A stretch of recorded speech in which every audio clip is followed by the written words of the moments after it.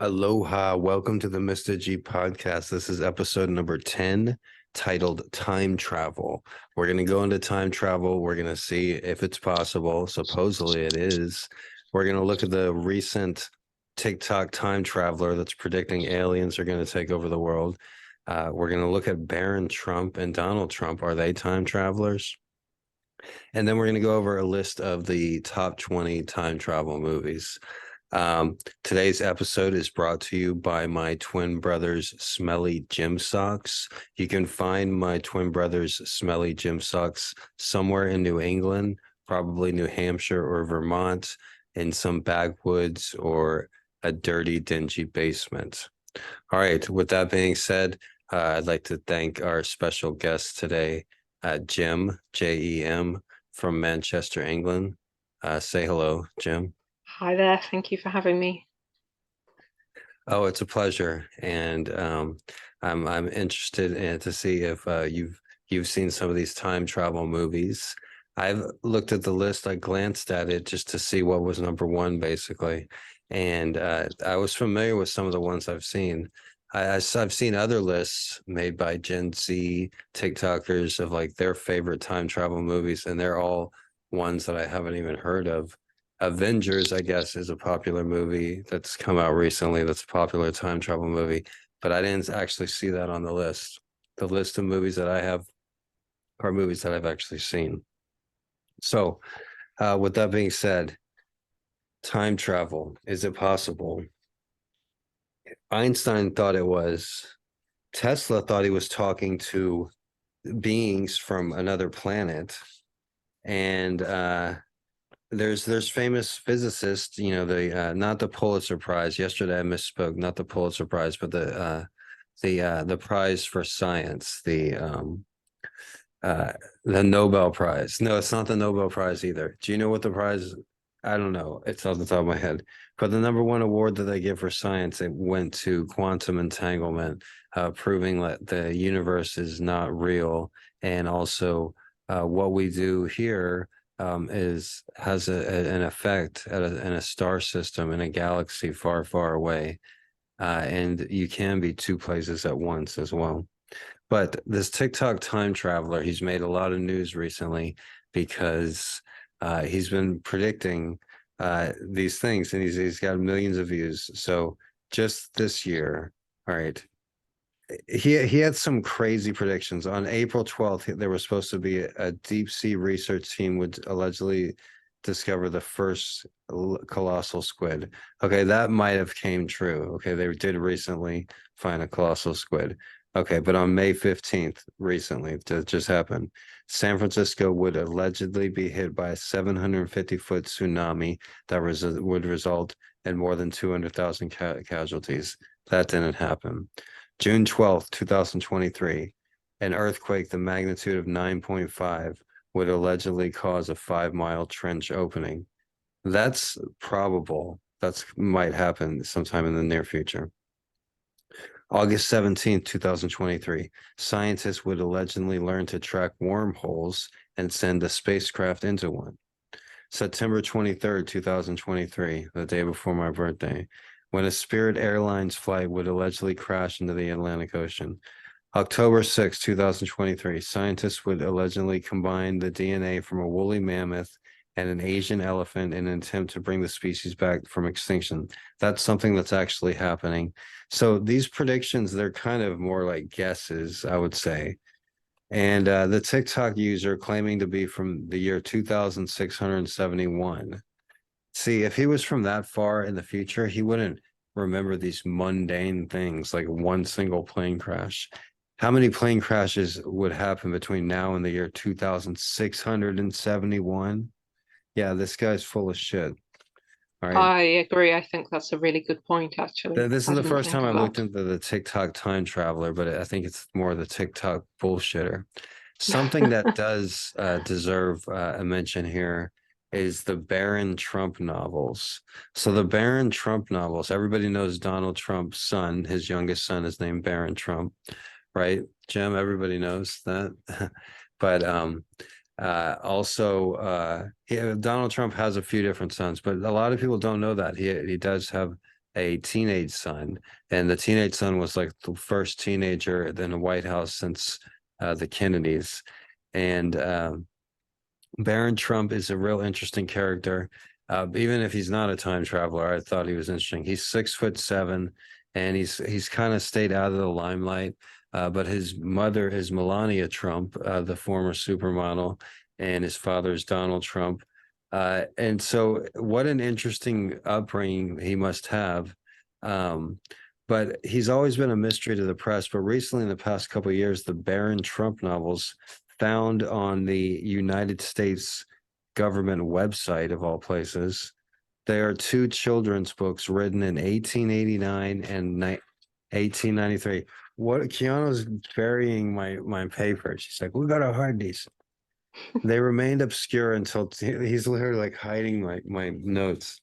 All right, so these two novels, they remained obscure until 2017 when they received media attention for the similarities between the protagonists and US President Donald Trump.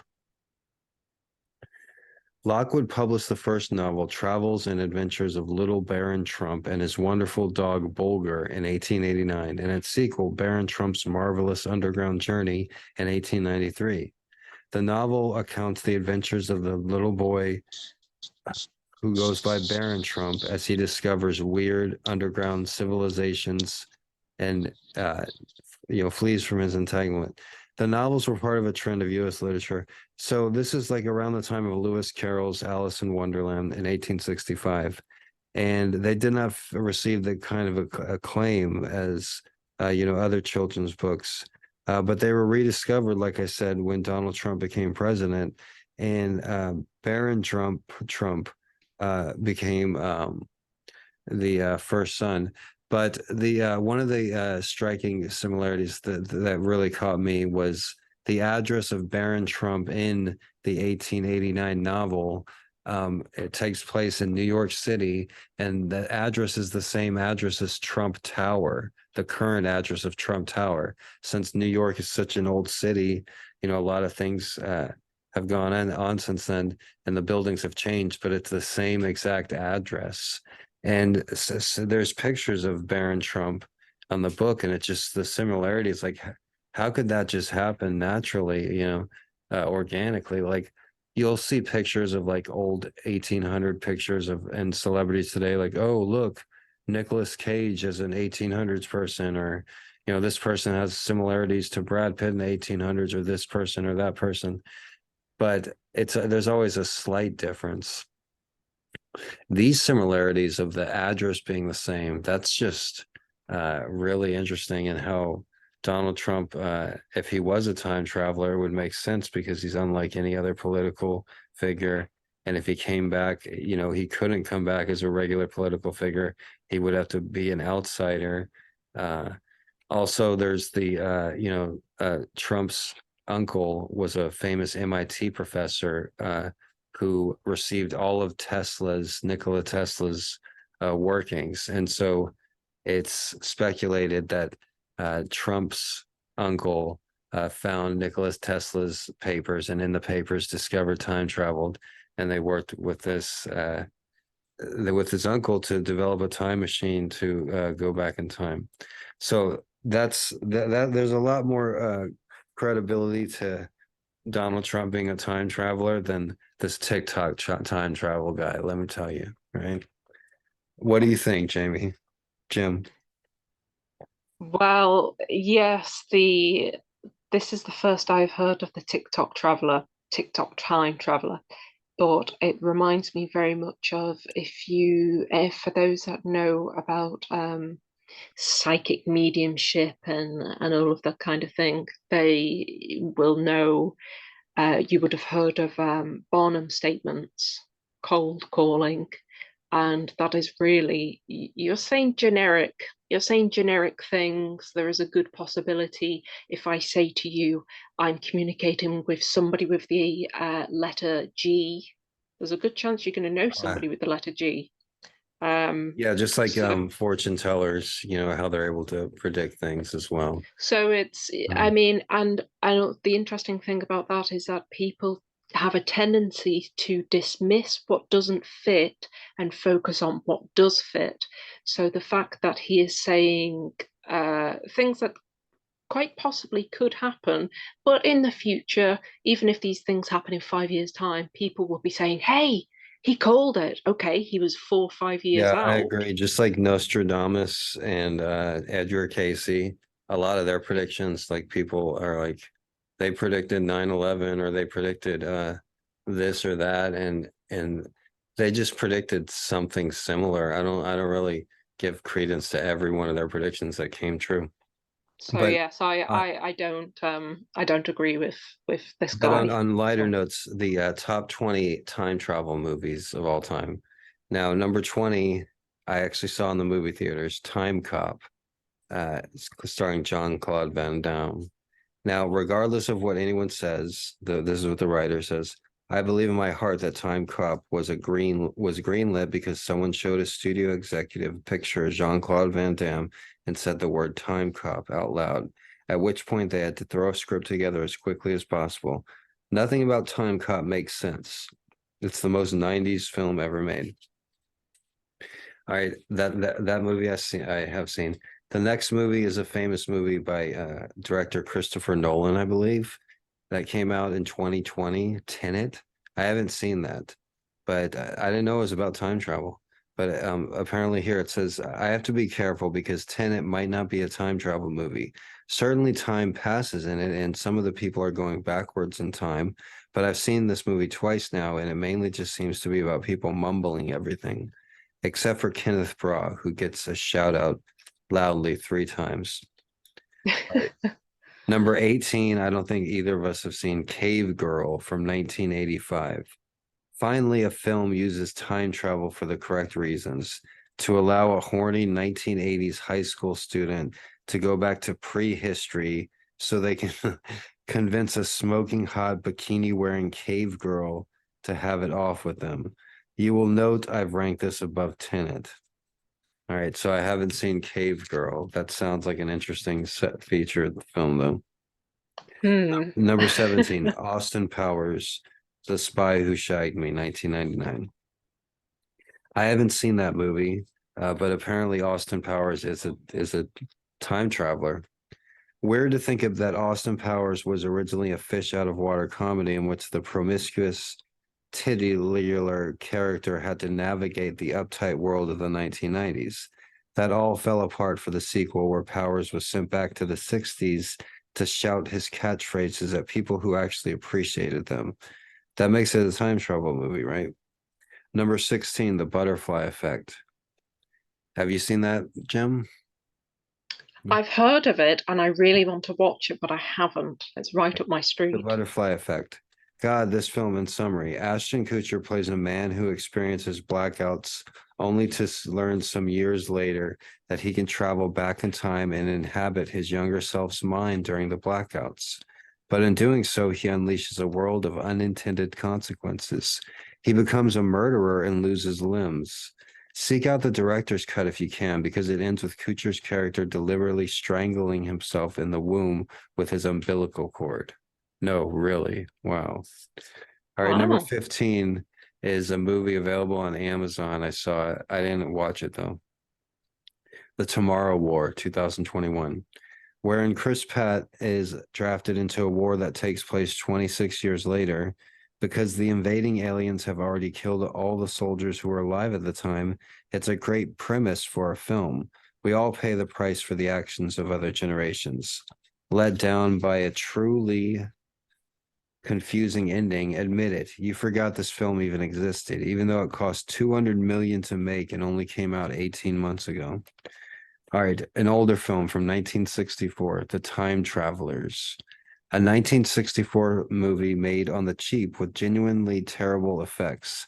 The Time Travelers is about a group of scientists who travel to the future, fight some mutants, and then return. What sets it apart, though, is its crazed ending. The film ends with the scientists venturing into the distant future, whereupon the film plays through again faster and faster and faster until it cuts away to still of the galaxy. Are they trapped in a loop? Is free will an illusion? Did the producers just run out of money? We may never know. All right, so that's the oldest one I've seen on the list, the 1964. And another new one, The Atom Project from 2022. So these are important to me because time travel, it's one genre that I don't watch movies very often, but time travel movies are one thing that I'm interested in. So this one has Ryan Reynolds in it, and it's called The Atom Project, in which a young boy's life is turned upside down when he is visited by an older version of himself from the future. I think everybody has had that thought, right? The good news, he grows up to be a fighter pilot. The bad news, he also grows up to have all the cadences and service level snarky patter of Ryan Reynolds. What follows is a buddy movie where the two buddies are the same person. So he goes back to himself as a kid and hangs out with him as a kid. Isn't that funny? All right, so we're getting into the top 10. Number 11 is a movie that all the kids saw when I was a kid. It came out in 1986, and it just looked and was so weird. And it was like, I think Coca-Cola or Pepsi had a sponsorship, and like, I think the aliens were like hooked on Pepsi or something like that.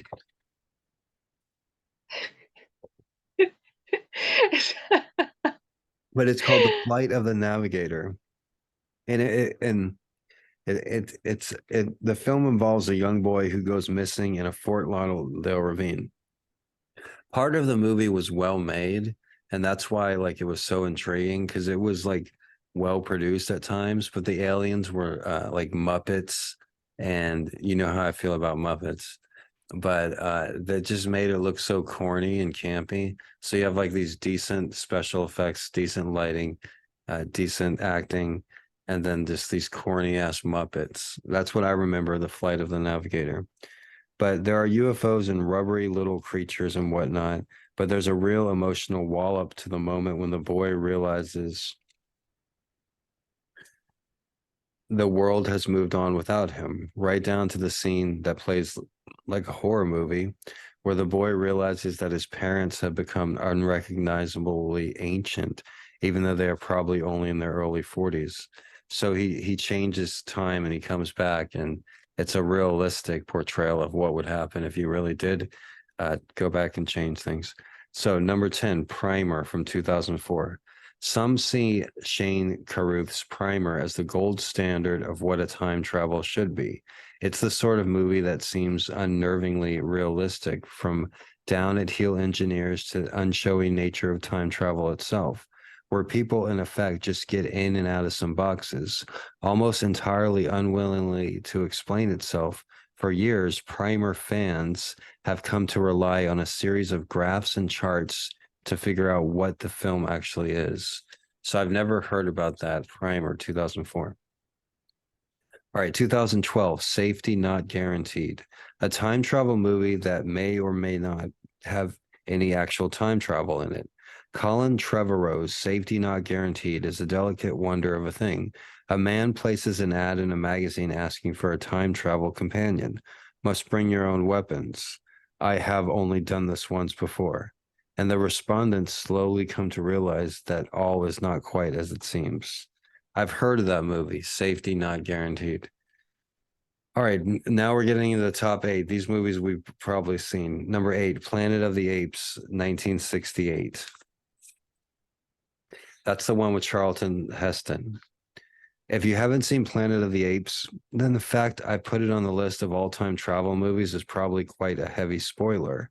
And for that, I'm sorry. But what I reveal this is what seems at first like a silly movie about Charlton Heston being persecuted by some monkeys quickly becomes something darker and more sinister.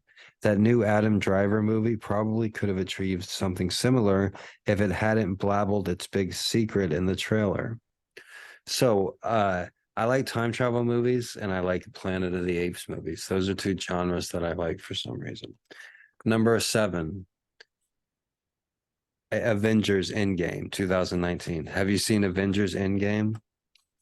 No, the Marvel seem to have taken off in a direction and kind of left me behind. So I think I might have seen it and I've in the theaters and fallen asleep. I'm not sure. And I get those movies mixed up. It's just like everybody makes a big deal. I'm like, what the fuck? You know? But I get them muddled up too. I Yeah. do like the character. I guess Endgame is the one where it has Thanos, which is the big character with all the rings in his hand. And it's played by the actor that's from Texas, that went to the University of Texas.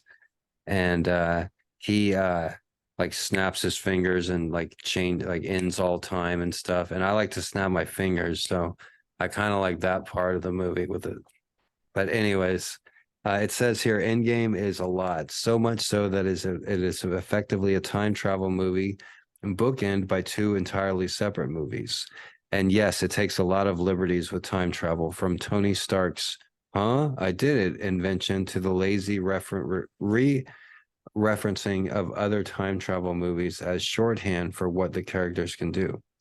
Nevertheless, when they get to it, the film nails it. The Battle of New York is the obvious highlight, with Captain America fighting Captain America and the Hulk embarrassed by his unreconstructed former self. But the heart of the film really comes when Tony meets his father as a man and learns to let go of the past. So maybe I have seen some of that, but That sounds good, actually. It does sound like it's worth a watch. well, I like Thanos. I would be cheering for the bad guy, really. All right, number six is one that I have seen, and apparently it came out in 2014. So I must have left Texas when I saw it, but I had not. I guess it was right before I came to Hawaii. But number six is Interstellar. Uh, Yes, I've watched that. I really enjoyed okay, it.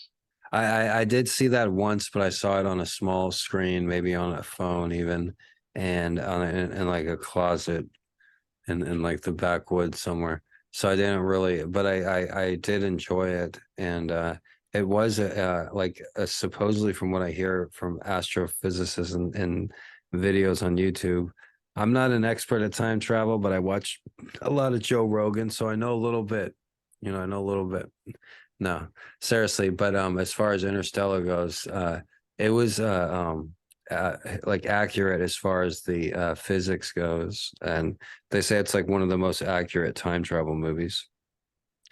But it says here Interstellar is also a lot, but at its core, it is a simple ethical quandary.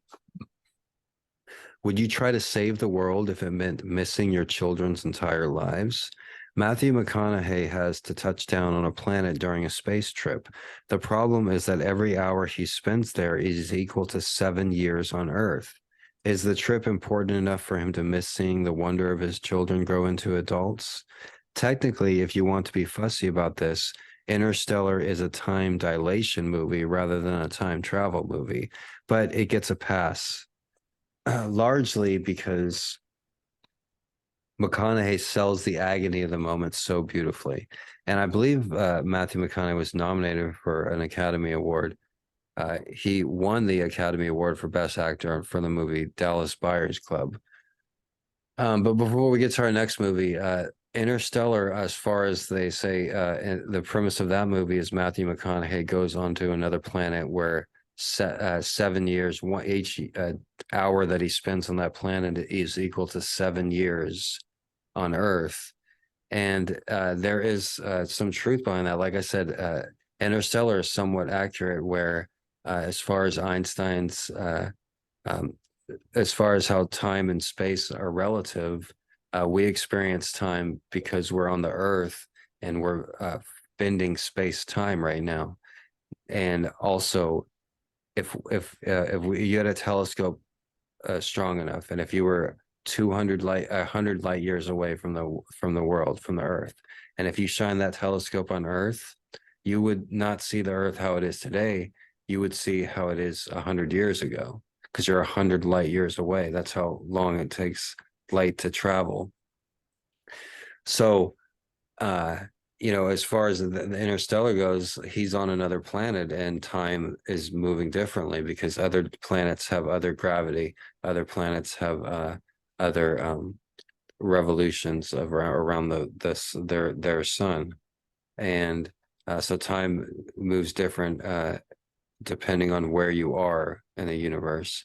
And basically, as far as time travel goes, you can see at any point in history of Earth if you were just in the right spot in the universe. And if you had a telescope strong enough, you could go to any spot on Earth and look back to Napoleon and look back to Jesus and look back to any point in history. So that's not far fetched if you think, other species that have hundreds of thousands, if not millions of years advance of evolution than we do. It's not too far fetched that they could see all that just like in a blink of an eye.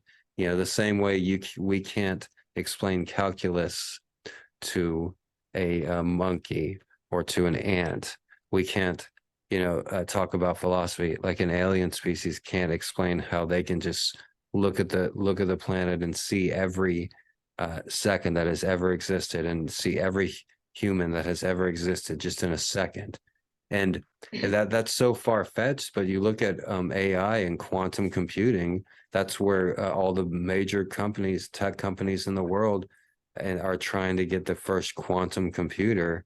And this computer is going to be able to do things that no human brain will ever be able to do. So it's amazing. And just thinking our quantum computer is nothing compared to a species that has 1 million years advance than we do. So I mean, like I said, it's proven with Albert Einstein has proven that you can see back into the past by standing at any point in history. All right, so we got to end this meeting within the next 10 minutes, but we'll go to the next 5 movies here. Number 5 is Bill and Ted's Excellent Adventure. I'm sure everybody's seen that. It's excellent.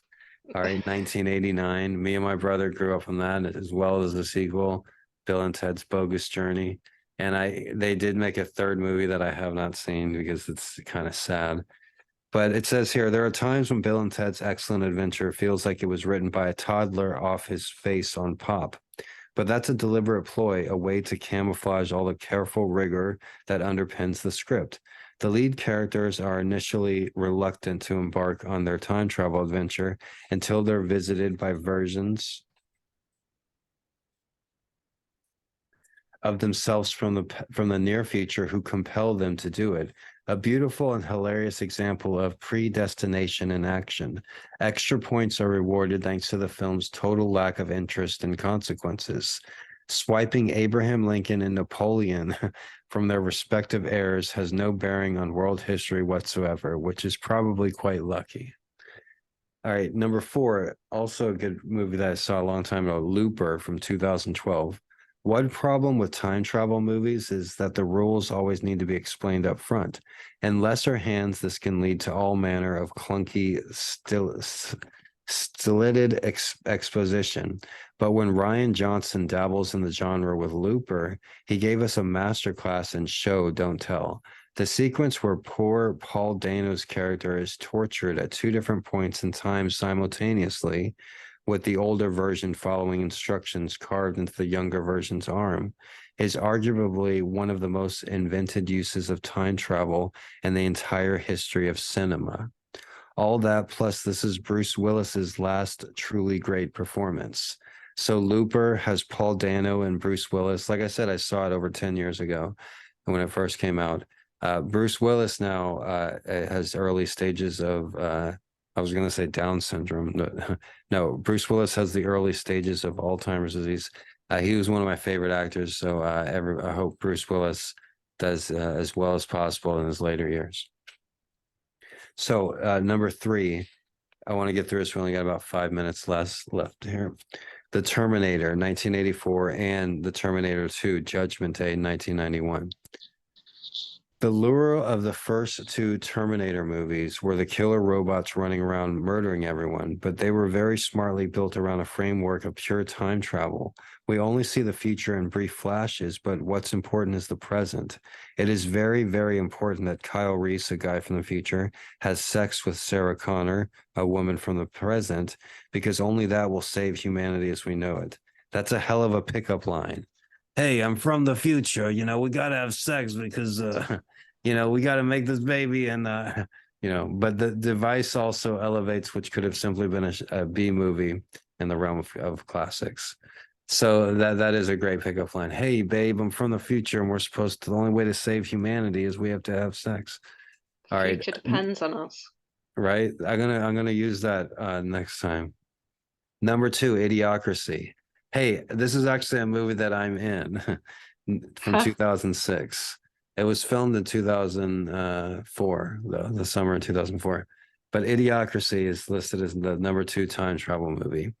The smartest time travel movies use the device as a mirror, telling us more about the times. Oh, by the way, I am actually in the movie Idiocracy. If you're wondering, you can go to the Costco scene and check out Old Mr. G. I'm wearing something very similar. This is actually what I wore in the movie, actually. I wore my blue vest, actually. But it says here, Idiocracy, the smartest time travel movies use the device as a mirror, telling us more about the times we live in now than the times the characters visit. Enter Idiocracy. Mike Judge's stinging satire about modern times. An average person is cryogenically frozen and wakes up in the future, shocked to discover that the global IQ has fallen off a cliff into the intervening years.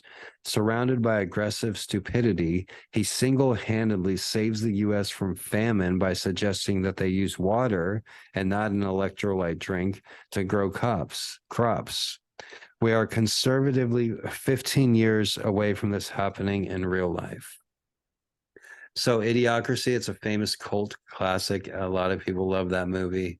And it was a great honor. It wasn't an honor, but it was fun working and meeting Mike Judge and a few of the actors and stuff. So everybody knows what the number one time travel movie is, and that's Back to the Future, the only conceivable first choice. The first two Back to the Futures, the third, which is basically just a Western, have come to define time travel as a genre. They deliver a complex set of hard sci-fi rules which can and cannot happen during time travel and miraculously manage to do in a way that kids can understand. Good music, cool clothes, a million catchphrases, and, in the case of the second film, an unnervingly precedent prediction of how Donald Trump would turn out. Just perfect. So those are the top 20 time travel movies. If I've left any out and you're watching this on YouTube, leave it in the comments what your favorite time travel movie is. Do you have any favorite time travel movies, Jim? As I said, Interstellar is great. I had wondered about Idiocracy, although I wasn't sure. I was surprised that fell into time travel, but that's an interesting concept, also terrifying. But it's got to be Back to the Future. It's timeless. That's Yeah, one film that I hmm. pray they never remake. I hope it stays exactly as it is with Michael J. Fox. It's just perfect. A lot of times when somebody asks what my favorite movie is, I assume that's a solid Back to the Future, the original one. I can watch that movie 100 times and not get tired of it. And when I was a kid, we only had the same VHS tapes, and those on those tapes were Back to the Future, Indiana Jones and the Temple of Doom, Indiana Jones and Raiders of the Lost Ark, and then Cocoon. And we were like, fuck, Cocoon sucks. We're like, this, what's with Cocoon? Like, we tried watching that. It's like all these old people swimming. Like, oh my God. We just watched, Raiders of the Lost Ark or Back to the Future over and over. But as an adult, when I had to get through a Spanish fourth semester class at the University of Texas, which they call a weeding out class to get an upper echelon degree, one thing that I did was I watched Indiana Jones and Raiders of the Lost Ark in Spanish because I knew the whole movie word for word in English. And I would also watch, Back to the Future and other movies in Spanish. And I know what the actual dialogue is. So hearing the translation in real life, that would actually really help me as well. So thank you for joining us today, Jamie, aka Jim from Manchester. And Thank you for I having hope me. everybody enjoyed our talk about time travel. And join us for tomorrow. This was episode number 10. I really love doing this. Tomorrow is episode 11, and we're going to talk about aliens. So join us for that as well. Everybody, wherever you're at, I hope you have a wonderful day. From me and all my street kitties, out here near Chinatown in Honolulu, Hawaii. I bid you farewell, and I'll see you guys later. Aloha.